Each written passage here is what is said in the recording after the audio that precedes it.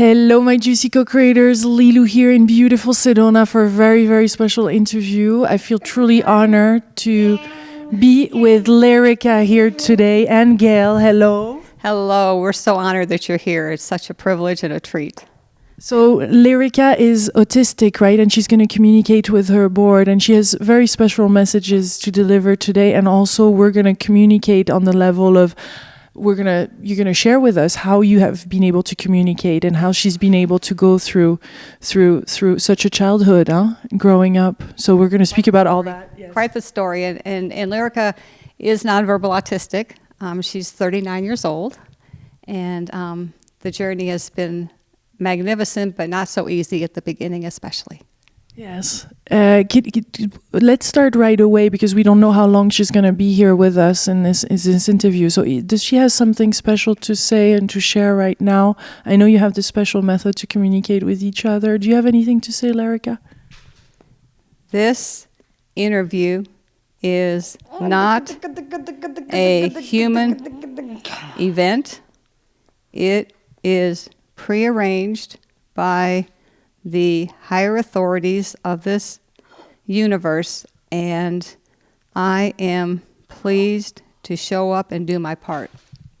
What is your part, Lyrica? I am a master of the forces of nature here in Sedona, and when the gateways open, I am given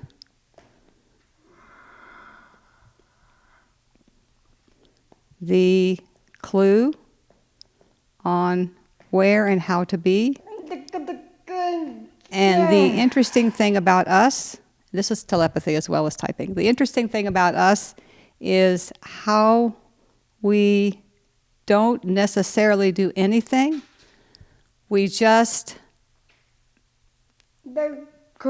stand in who we are and allow the power of divine flow to express through us energetically, and sometimes, like today, in messages. How is her world? What does her world look like? What is your understanding, Gayle? The physical 3D world is very difficult. If you can imagine having a nonverbal autistic being who has this immense higher consciousness and high frequency, and then being sort of plunked here on Earth into this body, and so the discord there is huge, and yet they made this choice to come in this way.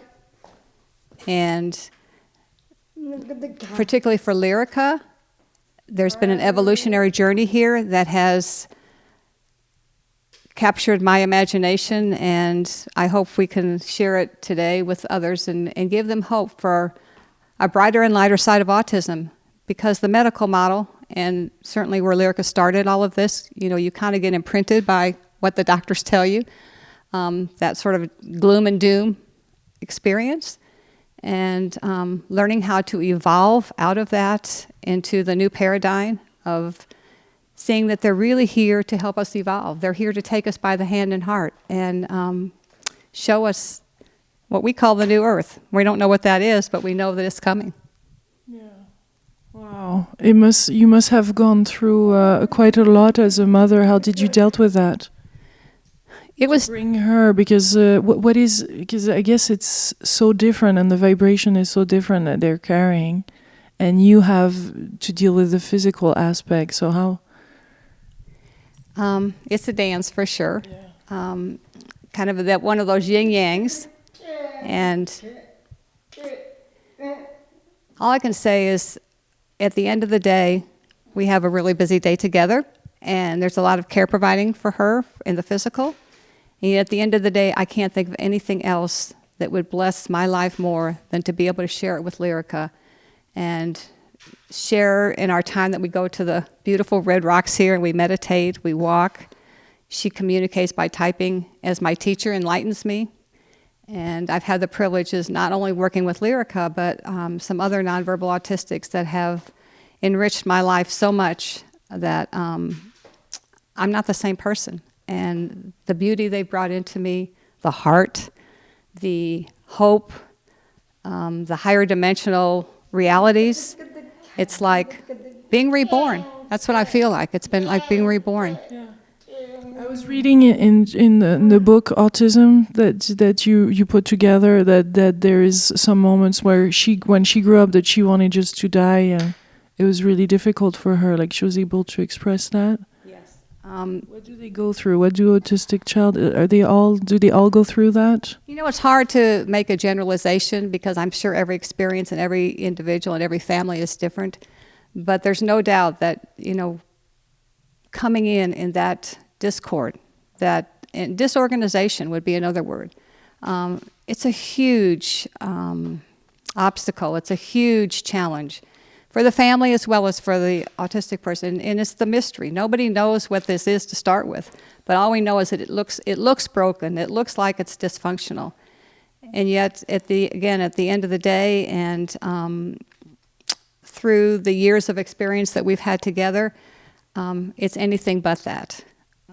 And one of my favorite mantras that came through during this process of evolution from sort of the dark side of autism to the brighter side is autism is a mystery to be solved as families evolve. And I feel like that's really a key to everything. We can look at sort of the glass half empty, which would be the struggle, and boy, is it there for them and for the families. Or we can look at the glass half full, and that's the evolutionary adventure, the call, the choice that was made.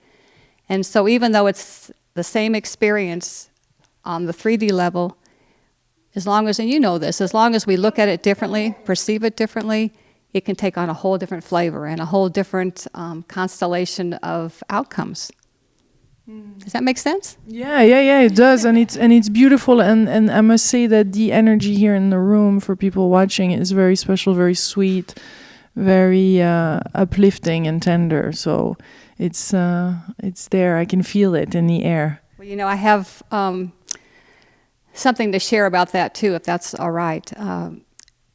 In my earlier years, I really lived in a place of abject fear, and every person I met, every experience I was into, just put me into anxiety. And it wasn't until I came into an intimate relationship with Lyrica, and ultimately the 3 other nonverbal autistics who are co-writers in the book, spent 10 years with them, that I found my first safe friends.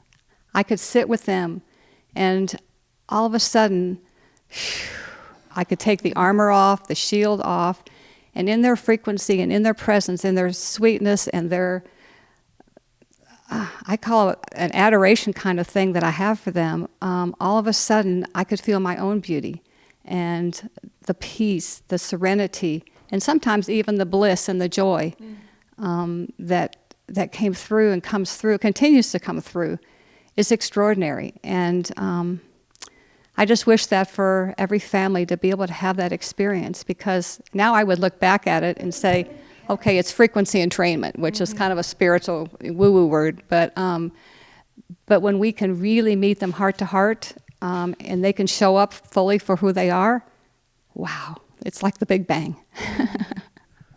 Okay, we're back here with Lyrica. I was wondering if you have, Lyrica, something to say. What are your favorite things to talk about or to connect to? You have now gotten my attention. The earlier conversation is a bit old to me. But Lyrica, just realize that some of the families, it's new to them, maybe. I want to speak of the new earth that is happening now. Everyone talks about it, yet few feel its vibration like we do. and I'm talking about my nonverbal autistic brothers and sisters. We gather together in a higher dimensional force field often to confer on what's happening in this earth and its ascension process. And we gather because we have a specific role to play, and that's where my life sits now. I am in Sedona, in the perfect place to create sacred community for the peace of the new earth that belongs to us. And we are holding in-home meditations to create a vehicle for the transmission of our wisdom and energetic timetable to share our frequency and new science coming in with others. The issue for us and why we are now holding sacred community meditations, we call the New Earth Meditation Group, is because we are holding the blueprint or the seed pod, yet because of our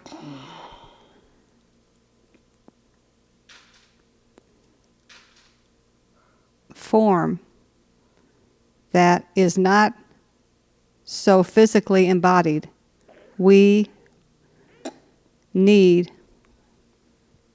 a safe space and loving presence of others more physically embodied to be able to bring our assistance to humanity.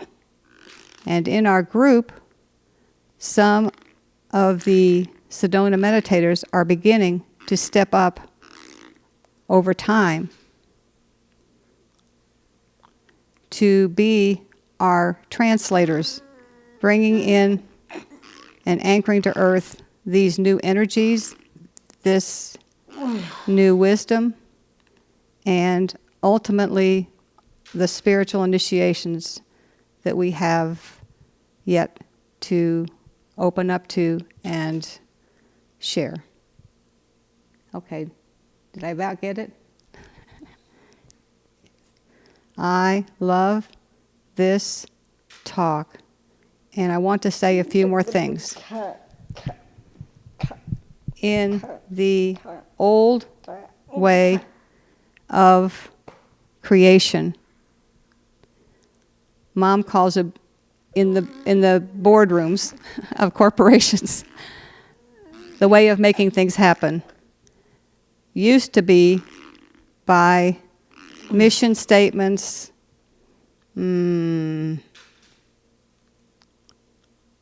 goals and objectives, and steps to create them. In the new earth, this old way is now dead. It goes nowhere. And we shall see how that unfolds. Now, stay with it.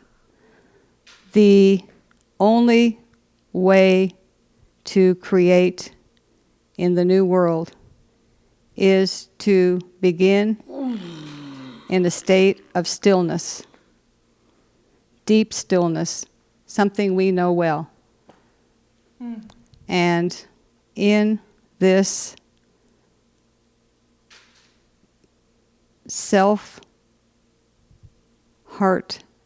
zone, we can Can, you're right, can. We can cross over into what is known as, sometimes called the void, the all that is, the Tao, and in this place of formlessness is where divine creation can flow. I love calling it the watery flow because I actually see it coming down out of origin and expressing through me or another near me that I can see. And the great news for us, my brothers and sisters who are nonverbal and autistic, is that even though our bodies are compromised, we are expertly templated to do this divine creation work. And even those who don't remember who they are yet are already doing this work by simply being in their families and in their communities, because their vibration shifts everything around them. Whether or not people see this as struggle or opportunity, it's still happening. But what if, this is telepathically, we're getting juiced up here, but what if many, many, many nonverbals came together? And I can get it still when she's moving. And organized in the etheric. And we are such experts at telepathy. They are, huh? Oh my gosh. Well, we can ask Lyrica about that one. Yeah, let's talk telepathy. Yeah. How does it work here? Because I know you're typing at the same time. Well, she's been my teacher for so many years, and I thought I couldn't do it. You know, I thought this is something only the autistics can do, because the other three writers in the book talk all the time about telepathy, and they talk together all the time. And I thought, well, that's only for them. But through Lyrica's bravery or courage or whatever, somehow she's clicked, or she's actually rewired my mind or opened up my mind in a way that now it comes in very easily. And it's beautiful. It's you know, this is probably part of the new earth too. Don't you think we're all going to at some point become more telepathic? We don't need all this, you know, computer technology and all that. We'll just tune into the channels that are on the same frequency as we are, and we'll just, you know, we'll just share, whether it's technology or whether it's thoughts or whether it's emotions. What did you find works best for telepathy? I guess there's some relaxing in it, huh? Just being really in the stillness with them, being that really deep sort of meditative space. Out in nature helps a lot. And you go in nature a lot with her? Yes. Sometimes we stay in the car, but we're still immersed in the nature. What else helps with telepathy, Lyrica? And it's really a heart-to-heart merger. So when you really can accept your child or your adult with autism in a very unconditional way, and regardless of how they're behaving and what kind of chaos they're bringing into your lives, and just know that they are here to be your teacher and to help you evolve. And when you can really get into that heart space and let them know how much you honor them, how much you adore them, how much you have admiration for them. And then when you sit with them in quietude and ask them to help you, help me with hearing you in a telepathic way. And Lyrica uses the word mind talking. I love that. Talking mind to mind. Yeah, where would you say is there? Are they coming from a different planet, from a different solar system? What is your understanding? Yeah, I've always said that their autistics are cosmic experiences in an earthbound suit. So yeah, I think ultimately all of us at some point have come from the stars or have star lineage. So yes, I've definitely seen it. I don't make a lot of or pay a lot of attention to tracing that back, although recently she did tell me she was from Lyra, and that kind of surprised me because we've never had that discussion before. But I do feel like that they do reflect the more ascended planets and probably have lineages there. Is there something else that you would like to say as part of this conversation? I mean, obviously it could be for hours, but is there some things in particular regarding our spiritual magnificence? For example, I think that's their spiritual magnificence. You got it right the first time. Ours and theirs. It's the tandemness, the togetherness. There's a particular chapter in the book that's in the first part that's called Autism Teachers, and it was written by 4 nonverbal autistics, and they go through each one of their multidimensional gifts that are just natural to them. It's like I say, how do you do that? And it's like Lyrica just said earlier, it's just who we are, and it's just our state of being. They don't do anything. It's just they just know, and they just are, and they just be. And I just lost my train of thought. Ask me the question again. Spiritual magnificence. Oh, okay. And so... Does she have something to say about that? Or you? Or keys? Or something important within this conversation? Because there's so many things. No worries. That happens to me all the time. Even in the middle of a question. Yeah, so what they tell us in this chapter is they start sharing all these different communing with angels, gritting the earth energy, healing, merging with nature, mind talking or telepathy. But they make a very strong point, and they say we're sharing this not to bring attention to ourselves, but to show everyone else who you are and who you can be when you get on your spiritual path. And we're here to take you by the hand and by the heart and lead you.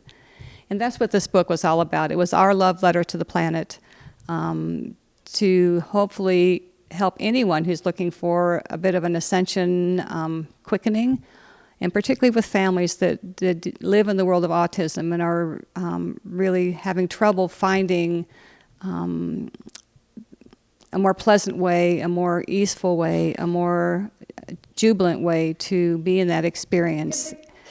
Because, there are no accidents. This, none of this was, I mean, we can trace the medical possible causes, but to me, that's not the point. The point is, why are they here, and what do they bring, and what can we learn from them? And wow, my life would be so different if I hadn't had this experience. And interesting enough, at the tender age of 60, I was diagnosed with autism and the Asperger's side of it. Didn't even know really that much about it. And it was a way for me to look back at my earlier life where I talked about kind of living in fear and realize that I just really was wired quite differently than the norm, whatever that norm is. And so I feel like for the two of us, we've been sort of divinely born and blessed into this experience. And I just really hope that we can help move that paradigm, that marker a little bit to the next breadcrumb, and just help people begin to see that there's quite a magnificent opportunity for all of us in this. And at the end of the day, it's the all in all of us. That's what it's really all about. I love the autism. This is the name of the book here that you put together with other autistic child. What does this book represent for you, Lyrica?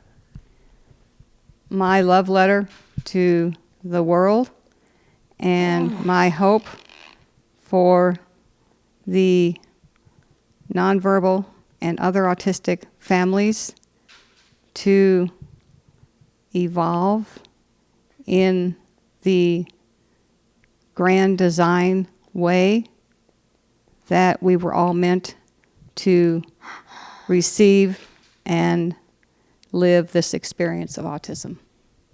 Thank you. Thank you so much. Thank you. Thank you to you, Lyrica. Thank you to Gayle for this beautiful interview. It's very different. I love it. New adventure for you. Yes. Yeah. And for you as well. I wish you many, many blessings and beautiful journey. Thank you. Thank you very much. Bye, my delicious co-creators from beautiful Sedona, sending you much love and beautiful vibration. Bye.